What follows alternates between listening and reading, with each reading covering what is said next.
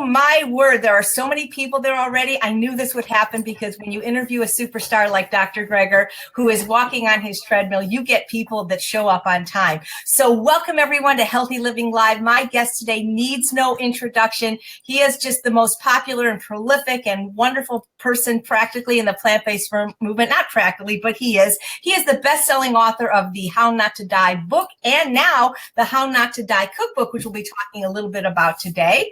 And it is a wonderful book. If you don't have it, please get it. I have made several recipes. The first one I made was called Creamy Curried Cauliflower Soup. Excellent. I love the recipes. It's a beautiful book. What I really love about it is it's the way I eat. It's an SOS-free cookbook, sugar-free, oil-free, salt-free, so Dr. Goldhammer would approve. But one of my favorite recipes on page 3 is something called the Savory Spice Blend. People that are trying not to eat salt or want to eat less salt have a hard time finding good tasting salt substitutes, and we don't want them to have the potassium chloride. And some people can't use the Benson's Table Tasty because of nutritional yeast. And this really easy to make blend, mine says Greger on it, and it's delicious. You can put this on your sprinkle a little Greger on everything. So we love it. You're just adorable. So this is a wonderful, wonderful.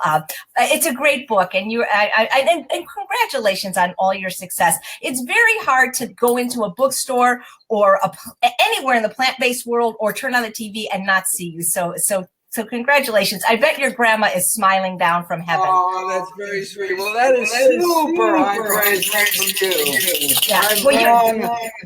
I've long appreciated all your hard work in making healthy food tasty, right? I mean, that's the issue. It's like we know it works, but it doesn't work unless you do it. How do you do it? You make it easy, convenient, and delicious. Absolutely. Thank you. Thank you so much. And speaking about making things healthy, one of you say so many wonderful things, but one of my favorite things that you've ever said, and you've said this in a few talks when you talk about the leading causes of death, you talk about how the plant-based diet has been proven to be the best diet for reversing heart disease. And you say that even if that's all it did, and we know it does more, it should be the default diet. And I agree with you. Since we know that, why are other doctors so reticent to acknowledge it? Because what scares me, Dr. Greger, is we have all these other conferences right now where doctors who seem to be knowing what they're doing, they're on PBS like you, are recommending the paleo diet, the ketogenic diet for disease reversal. They're saying it's only sugar that's important. Fat doesn't cause diabetes. Cholesterol's not important. We don't have to worry about saturated fat. Why? How? And we're not doctors. How do we refute this nonsense? That's the biggest. Right. No.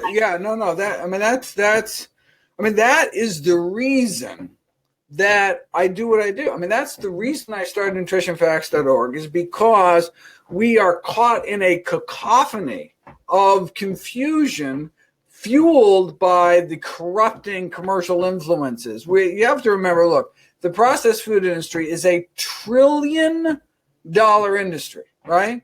I mean, so people kind of understand that, oh yeah, the petroleum companies may lie to us or some of these other. No, we're talking about $1 trillion company. And so of course that, they will use the same, rip out the same pages from the tobacco industry playbook in terms of, twisting the science and manipulating the message to keep people as absolutely confused as possible. So they throw up their hands and eat whatever's crap that's put in front of them.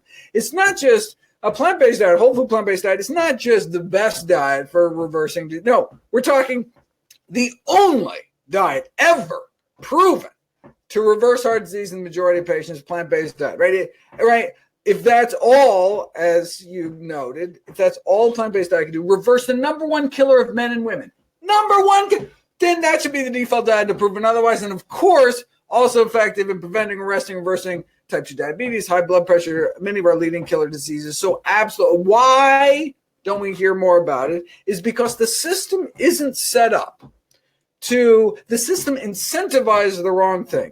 I mean, I'm afraid people get stuck in some kind of weird conspiracy mode, thinking that the CEO of Coca-Cola is just sitting there rubbing hands together, thinking, how can I contribute to the childhood obesity epidemic? No, it's how I have a legal obligation to my shareholders to show these kind of bumps in quarterly profits. You're going to do that selling broccoli?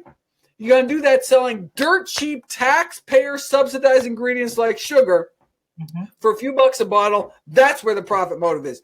Produce goes bad. It's like the worst possible thing to sell. You want a Twinkie that sits on a shelf for a month, right? And it's just the unhealthiest food. That's just where the most of the money is made, right? I mean, it's not some like grand conspiracy. It's just the way the system works. It's just set up against us. So that's why we need to reclaim our health. And the good news is that we have tremendous power over our health destiny and longevity. The vast majority of premature death and disability is preventable with a plant-based diet. But how you going to do it? Chef AJ will show you how to do it. Thank you. So what about when these doctors, and I don't want to dignify them by mentioning their names, but when they say that, the sugar is the problem, they agree, but that we want to eat fat to get thin, that we should have a lot of coconut oil and pasture-raised butter and beef and salmon, that is how we're going to prevent Alzheimer's. It's exactly as McDougall said. People love hearing good news about their bad habits, right? It sells a lot of books, but it sells the public short, right? I mean, how many books are you going to sell? I mean, is Time Magazine going to prop up dwindling print sales saying broccoli is back on the cover? No, I mean, it's just that's not how you're right. I mean, people want to hear, oh, I can eat junk. Right? Well, then who doesn't want to be told that? I mean, that's why, the tobacco industry, the strategy was to create doubt. They just had to prop up some scientists saying, no, there's a debate. Some say it's good for you. Some say it's bad for you. And that's all it takes for people to continue their habits, as opposed to recognizing, no, there is a consensus in the scientific literature. So, for example, I'm really, I love what David Katz did. He created this True Health Initiative. You can go to truehealthinitiative.org, presumably. And what it showed, and he just brought together hundreds of the top nutrition professionals in the world, like Walt Willett from Harvard, everybody, to agree to a consensus statement. This is what a healthy diet is, right? We have decades of the core elements of healthy eating, healthy living. We know that. We can agree to it. And so don't listen to these people trying to sell books and supplements and crazy stuff. What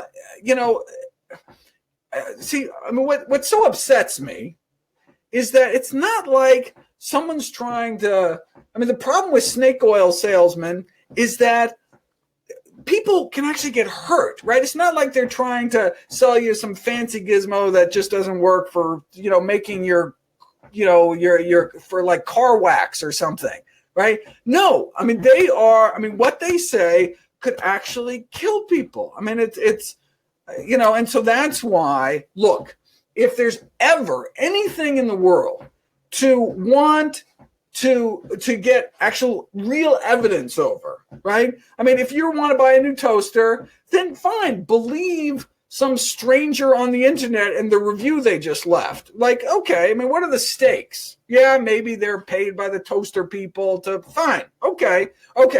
But what about the health and well-being of your family?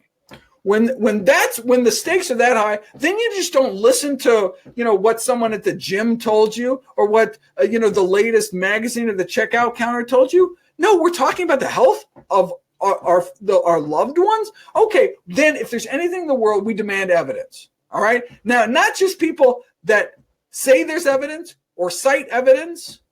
No, someone that shows you the evidence. That's what nutritionfacts.org is all about. Here's the paper. Here's the graph. Here's the quote. This is the science. It's not the Dr. Greger diet. It's the best available balance of evidence. It's right here in front of you. Here's the link. Download the whole PDF. Read it for yourself to make sure I'm not taking it out of context.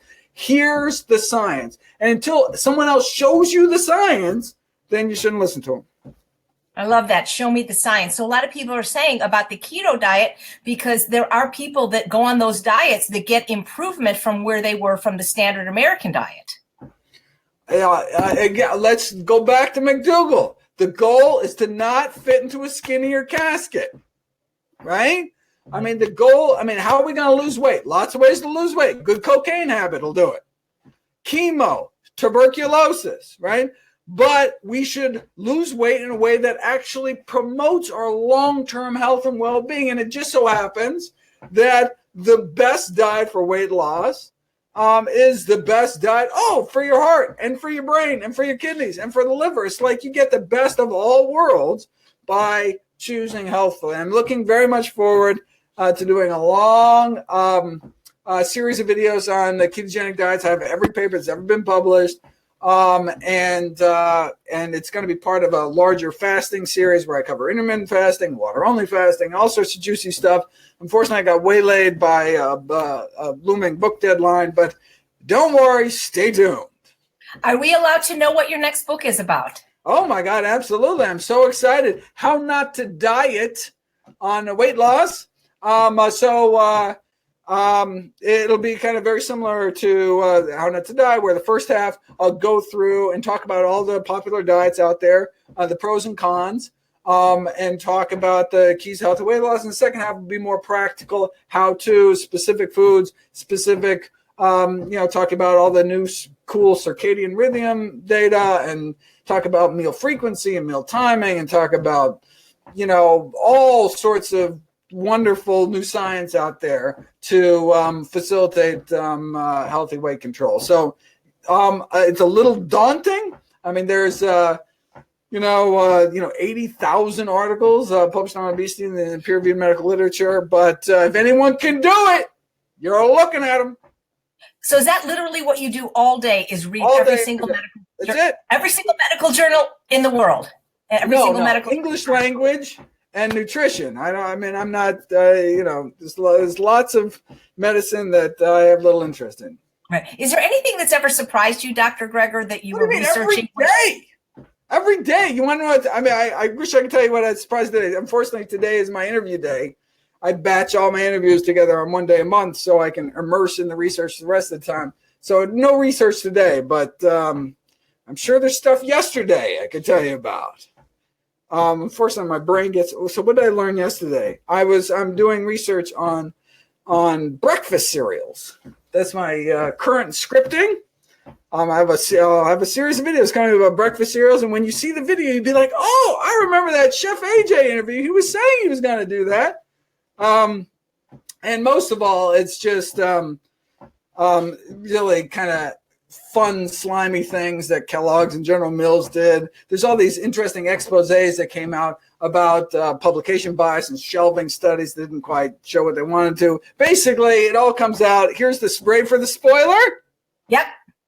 Eat oatmeal, basically, all right. But there's really cool new data on not just specifically intact grains, actually. There's a lot of new interesting data. In fact, Walt Willett, former chair of Harvard, says the word whole grain should only apply to actual intact kernels. Like whole grain flour, he doesn't consider whole grain. Even 100% whole grain flour, right?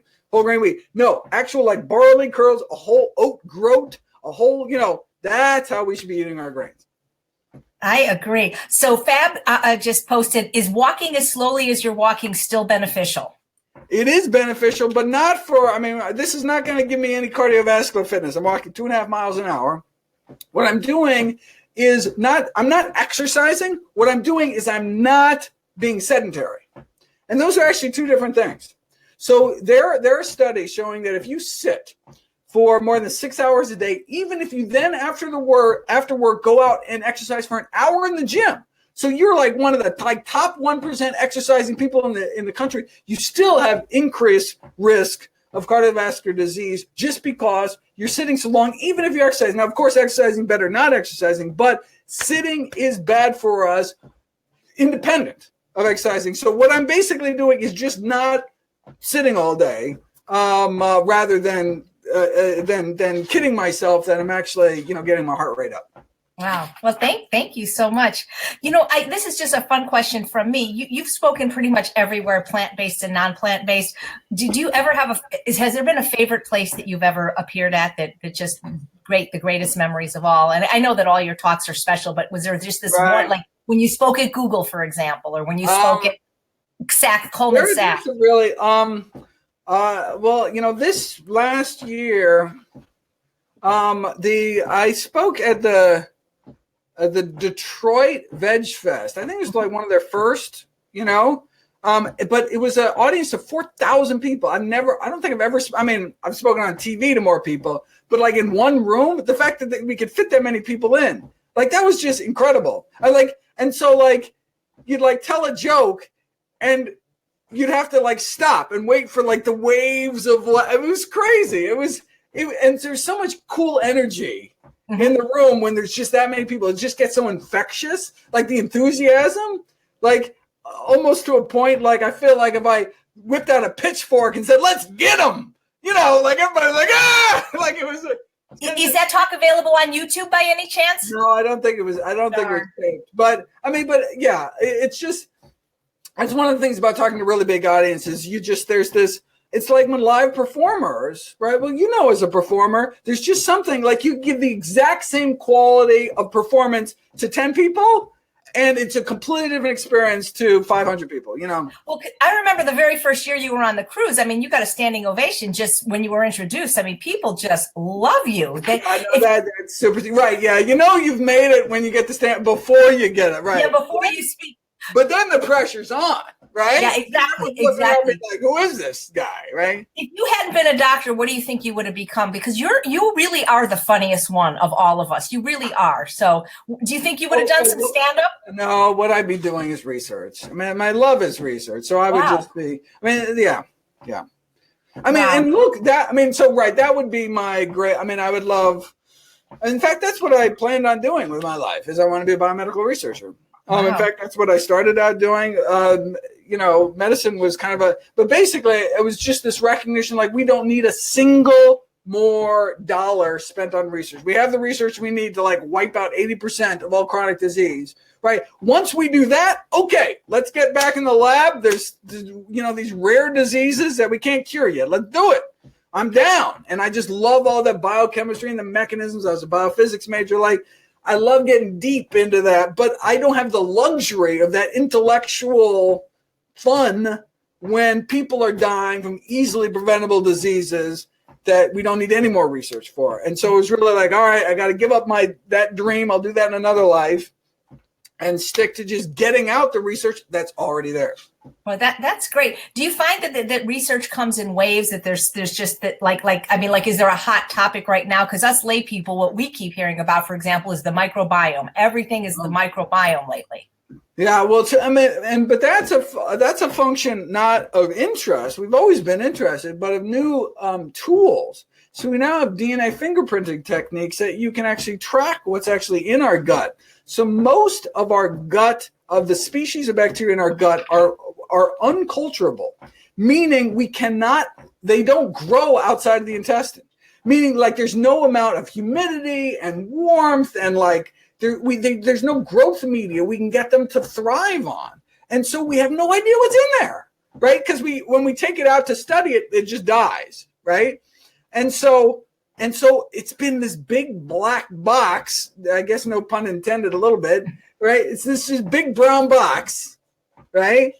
And that so there's all thousands of things going, and we have no idea what's going on until just very recently, right? In the last few decades, we have these DNA fingerprinting techniques where you actually see, these are the species of bacteria. This is how much there are.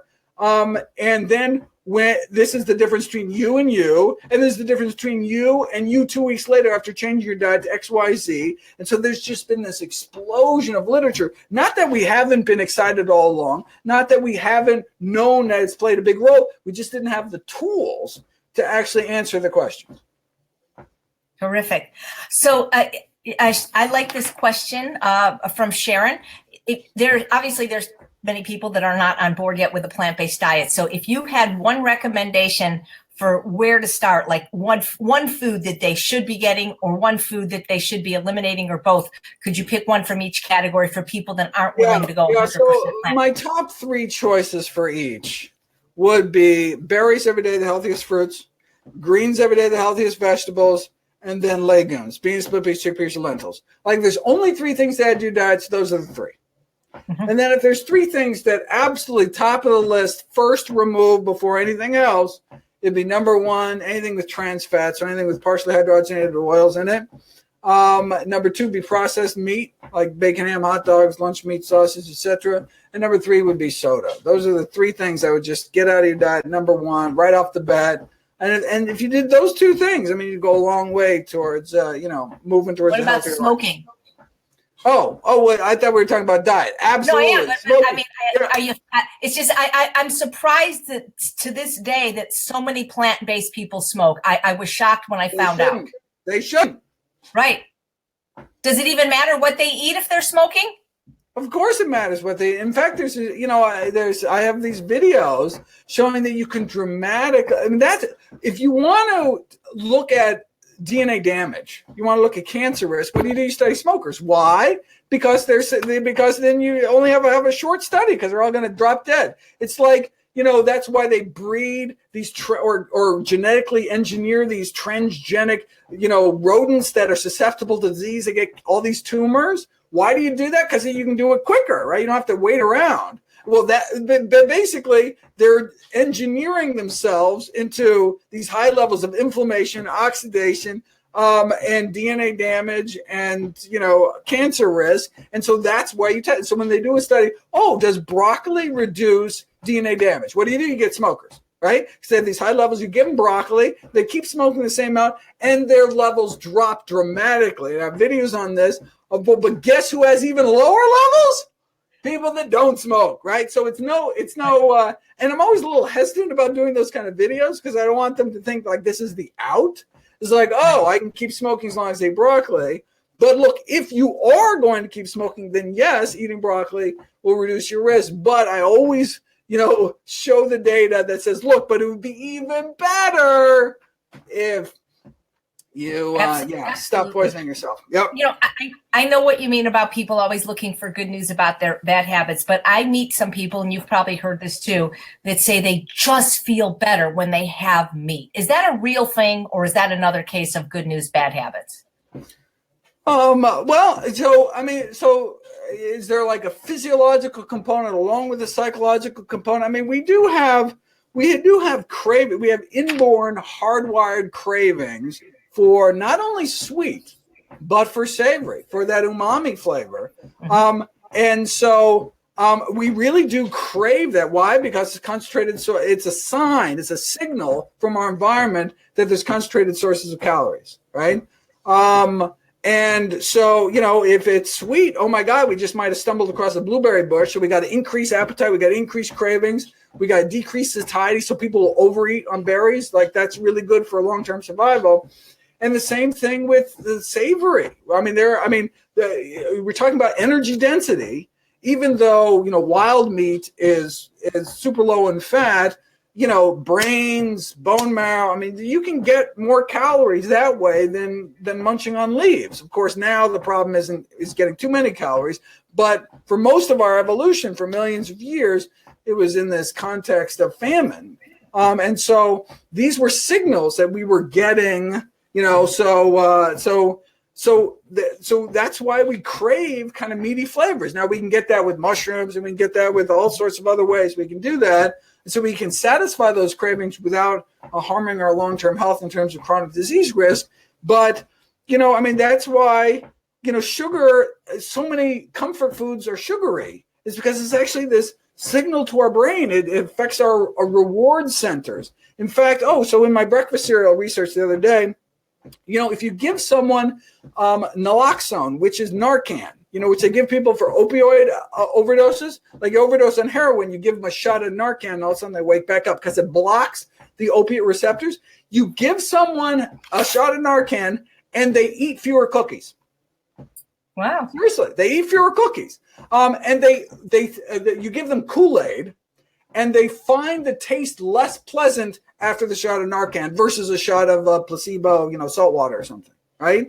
And it just shows that these are it's not like willpower. Like we are hardwired to like seek out these kind of tastes. And so what the food industry does is it hijacks our natural biology to slip us all this salty, sugary, fatty crap but we can reclaim our health, reclaim our palate by satisfying the same urges in health promoting ways. Wow. Now, in your book, you don't have any salt, but a few of the recipes do have miso. So one of the questions I got is, does the benefit of the miso outweigh the strict no salt? I have got a video on that. If you type in miso, nutritionfacts.org, it pops right up. So basically, there's two big reasons that we don't want to eat sodium. One, high blood pressure, and the other one is stomach cancer. Those are the two things most highly related to salt consumption. And so miso eaters have put to the test and found that for those two things, those that eat meat, and these were studies done in Japan where they eat lots of miso, like bowls a day, those that ate the most miso, even though they're getting much higher sodium, but in whole food form, in miso form, they didn't have the stomach cancer, elevation in stomach cancer rates, and they didn't have the elevation in blood pressure rates. What they think is happening is that the soy protein, the plant protein, is actually counterbalancing the effects of the sodium. And so it's the only source of, kind of that salty taste that isn't associated with disease. Just like, how are you going to sweeten stuff without sugar? You use dates. Mm-hmm. You use fruit, and so then you have a whole food source to get that same kind of flavor across, but just in a whole food form. Wow, terrific. How do you remember every day you're learning more and more research. You seem to be able to recall it just like that. No, it's fine. I forget way more than I retain, and that's why I got the videos. No, it's funny. I mean, so many. I have I have 15 interviews today. I think this is number 11.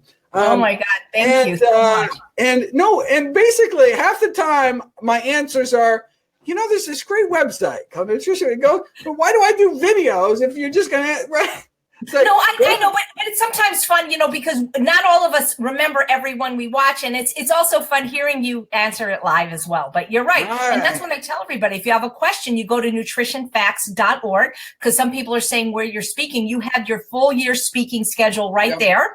So, and of course, if you aren't subscribed to nutritionfacts.org, you'll want to do that too. And if you haven't already bought this wonderful book, the How Not to Die cookbook, you'll want to do that. And I want to make a pitch for How Not to Die. I want to make a pitch that even if people already have the book, that they please consider buying the Audible, because you are the best narrator. I've just recently recorded my second audiobook. It's hard, Dr. Greger. Oh my God, it's brutal. Because they never, at my studio, you could never go more than 30 pages a session, 3-hour sessions. And just to hear your voice, it's just, that it's worth everything. So even if you have the book and if you've read the book, if they gave out awards for best performance of an audio book ever in human history. Oh my God, that's so sweet. Yeah, people just don't realize. In fact, the publisher wanted to hire a voice talent. To do, and I was like, no, you can't have somebody else do this. But then, God, it took me days. Oh, my throat was killing me. I know it's hard. People don't realize. So it's nice to knows. It's fun having you. It's sort of like having you narrate How Not to Die would be sort of like having God narrate the Bible. That's what it would like to remind me of. So one of the fun questions we have, is there anything that you miss or ever tempted to cheat, meaning dietary wise? All the time. Really? Oh, yeah. I love marshmallows. Oh. I love marshmallows. What else do I love? If there was no health consequence, I would just sit down a big bag of marshmallows all day long. I would be like... Oh, yeah. Well, that's good to know. So if you ever wanted to terrific. bribe me, you could slip me some marshmallows and here, plug my blog, and then just Well, maybe as a chef, I can come up with some kind of healthy marshmallow made out of kale or something like that. There we go. Kale marshmallow. It's like an anti-food. It's like saying you like cotton candy. It's like there's no substitute because it's not even food, right? It's like it's funny. Exactly. So for somebody that's plant-based and maybe they're not overweight and they don't have a discernible disease, do you think it's still important for them to avoid oil? Oh, absolutely. I mean, it's the emptiest of calories. So people talk about sugar being empty calories. Look, a teaspoon of sugar, we're just talking about 16 empty calories. You're getting 16 empty calories of absolutely nothing, all right? Oil's even worse. What, a tablespoon of oil, like what, 120, right? I mean, that's crazy. I mean, all those calories and you're getting nothing. Maybe a little vitamin E, maybe a little, come on. Like how many calories you got in the calorie bank every day, right? Like 2,000? You're going to waste 5% on a spoonful. It won't even fill you up. Like, what do you think? I agree with you. I look at everything in terms of zucchini, and for every tablespoon of oil, I could have 2 pounds of zucchini, I love it. What do you do? What's your favorite thing to do with zucchini? You're probably not going to be a fan of this, but the air fryer, I love putting vegetables in the air fryer. So what do they do? Do they get crispy? Do they just roast? Things like potatoes will get crispy. Vegetables, it does take out the water. It's just something magical happens. I don't know what it does. It just makes them. I do love roasted vegetables. So it probably a very similar kind of roasting it, but it's quicker. Oh, nice, cool. Yeah, absolutely. I'd get you one if I thought you would use it, actually. But I just scripted my first videos on electric pressure cookers. What does it do to the food? I hope it does good things for it because I promote the pressure cooker. No, I know. So I have Instapot videos coming up. Oh boy, I hope they're favorable because it could take down the whole show if they're not. So. I will just say, spoiler alert, you will be very pleased. Oh boy. Well, you're going to, thank you. I really, really appreciate that. So any thoughts on cancer? Because what I mean is, we know that heart disease can be reversed, right? We know it with a plant-based diet.